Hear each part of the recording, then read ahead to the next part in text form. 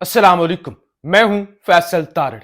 Neutrals जी बुरी तरह से बेनकाब हो चुके हैं और न्यूट्रियलिटी का जो जिन था वो बोतल के अंदर वापस बंद हो चुका है। शहरे इक्तदार के अंदर बड़ी तेजी के साथ इस्तीफे आ रहे हैं। निगरान वजीर आजम अनवारुल हक काकड़ के इस्तीफे के हवाले से भी कल से खबरें चल रही हैं। इमरान खान के बेटे खान की मदद के लिए जनाब पाकिस्तान आ रहे हैं। खेल बड़ा दिलचस्प हो रहा है और खेल के अंदर बड़ी बड़ी तब्दीलियां भी आने जा रही हैं। इस हवाले से इस वीडियो के अंदर बात करनी है। कल रात को सुप्रीम कोर्ट के अंदर काजी फायज ने एक लंबा छक्का मारा और काजी काजी हो गई। पूरे मुल्क में काजी काजी हो गई। वो जो दाग लगा हुआ था ना कि वो जी फौजी अदालतें, वो काजी कंप्रोमाइज्ड, वो जी काजी ने जमीर बेच दिया, वो बजाहिर धोने की कोशिश की, लेकिन इस स्क्रिप्ट के अंदर भी, जल्दबाजी के अंदर भी, हीरोपंती के चक्कर में भी काजी साहब बेचारे बेनकाब हुए। मैं काजी साहब की नीयत पे शक नहीं कर रहा। जो रात को काजी साहब ने किया बहुत अच्छा किया है, यही होना चाहिए था।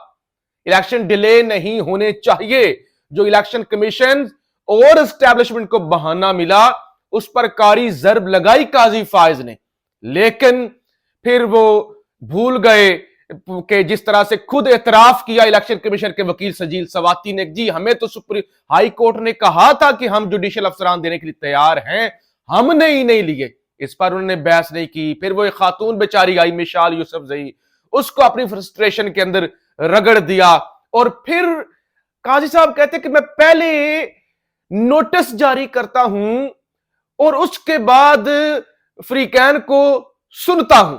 अब किसी फरीक को नहीं सुना गया सवाए जो है वो इलेक्शन कमीशन, यानी जो एक फरीक है सिर्फ उसको सुना गया। बगैर नोटिस जारी किए गए जो है वो सारी कार्रवाई निपटा दी गई। वक्त की नजाकत ही ऐसी थी। काजी साहब ने बैरून मुल्क जाना था, वक्त कम था, इलेक्शन डिले हो रहे थे। अच्छा किया, बुरा नहीं किया, लेकिन मैं असूल की बात कर रहा हूं।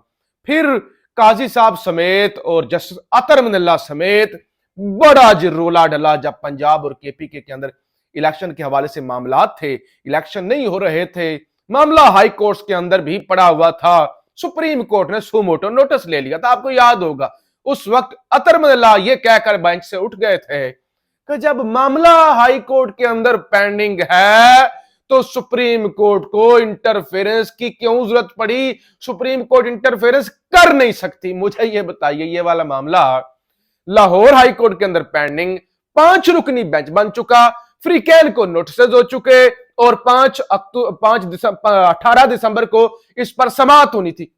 लेकिन अचानक से काजी साहब ने सब कुछ कलअदम कर दिया और 8 अक्टूबर का फैसला और रात उन्होंने शेड्यूल जारी करवाया। बहुत अच्छी बात है, बुरी बात नहीं है, लेकिन मैं असूल की बात कर रहा हूं कि अब ये असूल कहां पर चले गए, कहां बढ़ गए ये असूल। पीटीआई के साथ हो क्या रहा है? यानी इलेक्शन करवाना जरूरी नहीं है। ये रात को अहमद मीर ने भी कहा शाहजेब खानजादा के प्रोग्राम में, इलेक्शन करवाना जरूरी नहीं है, शफाफ इलेक्शन होना जरूरी है। ये नहीं कि इलेक्शन हो गए हैं, नहीं, उस इलेक्शन को कोई माने भी, तस्लीम भी करे। इलेक्शन की क्रेडिबिलिटी होना यह भी बहुत ज्यादा जरूरी है जितना इलेक्शन होना जरूरी है। हो जाना जरूरी नहीं, एक शफाफ इलेक्शन, क्रेडिबल इलेक्शन होना जरूरी है। तो उन्होंने कहा इलेक्शन कमीशन झूठ बोल रहा है। ये अहमद मीर ने टीवी पर कहा इलेक्शन कमीशन झूठा है, झूठ बोलता है, बदनीयत है, 2 नंबर है। बहरहाल जी रात को ये हो गया खड़ाक। अब जो आए थे गैर मुअय्यना मुद्दत के लिए निगरान और वो न्यूट्रल्स, निगरान यानी न्यूट्रल्स, गैर जानबदार, सिर्फ इलेक्शन करवाने के लिए आए हुए, किसी पार्टी के साथ उनका कोई ताल्लुक नहीं, उन न्यूट्रल ने इस्तीफे देने शुरू कर दिए। वो सरफराज बुगटी का इस्तीफा आ गया, वो जमाल रईसानी, वो बच्चा जो उधर लगाया हुआ खेलने कूदने के लिए वजारत दी हुई है, और दीगर बलोचिस्तान से ताल्लुक रखने वाले, उनके इस्तीफे आ गए। उन्होंने कहा भाई साहब इलेक्शन हो रहा है, वो इलेक्शन हो रहा है, वाकई इलेक्शन हो रहा है। उन्होंने कहा हाँ हो रहा है, सुप्रीम कोर्ट ने मोहर लगा दी है, रात को शेड्यूल भी जारी हो गया है कि 20 को तो कागजात नामजदगियां शुरू हो जाएंगी, 20 से 22 तक। अच्छा, फिर जो इस्तीफे दिए वो भागे, दौड़े दौड़े गए डेरा बुगटी, अब इलेक्शन लड़ेंगे। तो ये थे निगरान, ये थे न्यूट्रल। जैसे वो न्यूट्रल है ना, वैसे ये भी न्यूट्रल। ऐसे न्यूट्रल होते हैं कि हम तो न्यूट्रल हैं, यानी उन्हें पता चला इलेक्शन वाकई हो रहा है, वो भागे भागे गए, उन्होंने कहा पक्का जो है ना हमने वजीर लगना है। जराए ये भी कह रहे हैं, जराए कि तैयारी ये है, प्लान ये है कि ये सरफराज बुगटी को जितवा कर बलोचिस्तान का वज़ीर आला बनाने का प्रोग्राम बनाया गया। सरफराज बुगटी को अगला बलोचिस्तान का वज़ीर आला बनाने का स्क्रिप्ट लिखा गया है। कल हारून रशीद सहाफी हैं, सीनियर सहाफी हैं, बुजुर्ग हैं, उन्होंने यह भी दावा किया कि अनवारुल्लाह काकड़ का इस्तीफा भी आ सकता है, अनवारुल्लाह काकड़ को भी उठाया जा सकता है और उनकी जगह मोहसिन नकवी को वजीर आजम, निगरान वजीर आजम बनाया जा सकता है, क्योंकि मोहसिन नकवी काकड़ से भी बड़ा बेशरम है, बेरहम है, सफाक है, तो लिहाजा यह भी काम जनाब हो सकता है। फिर आज सुप्रीम कोर्ट के अंदर भी बड़ी तब्दीली हुई। फायज साहब 2 हफ्तों के लिए छुट्टी पर चले गए और सरदार तारक, उनके दोस्त चहेते, वो अब चीफ जस्टिस बन गए हैं। उनसे जनाब हलफ लिया है जस्टिस इजाजुल एहसन साहब ने। नून लीग के अंदर भी बगावत है। कल सरदार मेहताब अब्बासी 40 साल बाद छोड़ के गए नून लीग को। अब खबर यह आ गई है कि शाहिद खाकान अब्बासी, साबिक वजीर आला, गालबन मेहताब अब्बासी साहब साबिक वजीर आला थे और यह साबिक वजीर आजम शाहिद खाकान अब्बासी नून लीग को छोड़ने का बाकायदा ऐलान चंद रोज में प्रेस कॉन्फ्रेंस में करेंगे। इलेक्शन से कबल अपनी पोजीशन वाजा उन्होंने करनी है और वो कहते हैं किसी जमात में नहीं जाऊंगा, इलेक्शन के बाद नई जमात बना सकता हूं। ये नईम अशरफ भट्ट ने इंटरव्यू किया, उन्होंने ये इंकशाफ किया, ARY के हेड ऑफ इन्वेस्टिगेटिव सेल हैं कि शाहिद खाकान अब्बासी नून लीग को छोड़ने जा रहे हैं और किसी जमात के अंदर शामिल नहीं होंगे और इलेक्शन के बाद अपनी जमात वो अलग से बना सकते हैं। अब बात आ गई खान की। खान के बेटे आ रहे हैं, क्या करने जा रहे हैं? शाहीन सहबाई, ये भी बड़े सहाफी हैं, बुजुर्ग हैं, अमेरिका के अंदर मुकीम है, कहते हैं मैं एक ब्रेकिंग न्यूज दे दूं। इमरान खान फैमिली में काफी बहस के बाद यह फैसला हुआ है कि अगर इन डफरों ने अकल के नाखून ना लिए तो इमरान खान की बहनें, उसके 2 बेटे मतलब जमामा और उसका खानदान और 10 लंदन के बड़े वकील और 50 एनजीओज के लोग पाकिस्तान आकर खान का केस हर अदालत में लड़ेंगे और हमारे सारे डमी और बिके हुए जजों को नंगा करके खान को छुड़ा कर ले जाएंगे। खान बाहर जाएगा या नहीं, यह खान का और आवाम का फैसला होगा।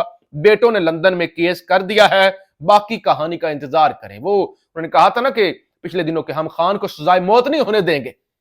अलीमा खान ने कहा था मैं अपने भाई को फांसी नहीं लगने दूंगी। तो लिहाजा अब जो है वो अमेरिका और लंदन के अंदर भी रियासत के खिलाफ केसेस जनाब चलाए जाएंगे। अब जो एक शौकत सदीकी साहब के हवाले से जज है, उनके हवाले से केस चल रहा है सुप्रीम कोर्ट के अंदर और बात फैज हमीद तक पहुंची थी। पहुंचते पहुंचते आगे बात बाजवा तक भी पहुंची, लेकिन काजी साहब ने ब्रेकें लगा दी। काजी साहब के पर जलना शुरू हो गए। उन्होंने कहा नहीं ऐसे मफरूजात, हालांकि कौन सोच सकता है एक मेजर जनरल, एक फौज का मेजर जनरल, DGC, क्या वो अकेले पूरी ISI और पूरी फौज को और अदलिया को कंट्रोल कर सकता है? बाजवा के बगैर, आर्मी चीफ की मर्जी के बगैर कर सकता है? नहीं कर सकता, करना भी नहीं चाहिए, कर भी नहीं सकता, औकात ही नहीं। एक DGC पूरी फौज, पूरी अदलिया और जजों को डिक्टेट कर सकता है? नहीं कर सकता। लिहाजा बात बाजवा तक पहुंची थी, काजी साहब के पर जलने लगे। आज इंसार अब्बासी साहब ने बड़ा लंबा चौड़ा वजाती इस पे एक आर्टिकल लिखा है और तर्जमानी किया एस्टैब्लिशमेंट की। उन्होंने कहा असल में बात यह नहीं है जो ये जज साहब बता रहे हैं, बात यह है कि फैजाबाद है ना, आपने सॉरी ये जो क्या अपारा ISI की जो हेडक्वार्टर है, आपने देखा होगा अपारा के साथ, जहां पे हम न्यूज ओसाफ का जो है वो चैनल का दफ्तर भी है। अब तो वहां पे फ्लाईओवर बन गया, पहले सड़क थी, ऐसे आप पार करते थे और आगे से रोड बंद थी। अच्छा, उस रोड को खोलने का हुक्म दे दिया था इन जज साहब ने, शौकत सदीकी साहब ने। वो कहते हैं कि ये रोड बंद करवाने के लिए एक मेजर को भेजा गया इनके पास और फिर खुद DGC इनके पास चल कर गए और इनसे कहा कि वो रोड जनाब आप हुक्म दे दें, रोड जो है वो बंद किया जाए, हमारा दहशतगर्दी के हमले हो सकते हैं, सिक्योरिटी है, हसास अदारा है ये ISI का। तो उस सिलसिले में वो शौकत सदीकी साहब के पास गए थे, शौकत सदीकी साहब नहीं माने थे। फिर उसके बाद उन्होंने कहा था अगर आपको एतराज है तो आप इसको सुप्रीम कोर्ट के अंदर चैलेंज कर दें। तो लिहाजा उसके बाद उन्होंने पिंडी के अंदर जाकर तकरीर कर दी थी कि नवाज शरीफ को अंदर रखना है, ये करना है, वो करना है। तो मिसकंडक्ट की वजह से इनको जज के ओहदे से हटा दिया गया था। तो असल में फैज हमीद साहब कोई पॉलिटिकल इंजीनियरिंग के लिए इनके पास नहीं गए थे। जितने भी इन्होंने ISI पर इल्जामात लगाए थे और फौज पर इल्जामात लगाए थे, वो तो एक सड़क खुलवाने के लिए गए थे और वो भी उन्हें उस वक्त के DGISI नवीद मुख्तार साहब ने भेजा था।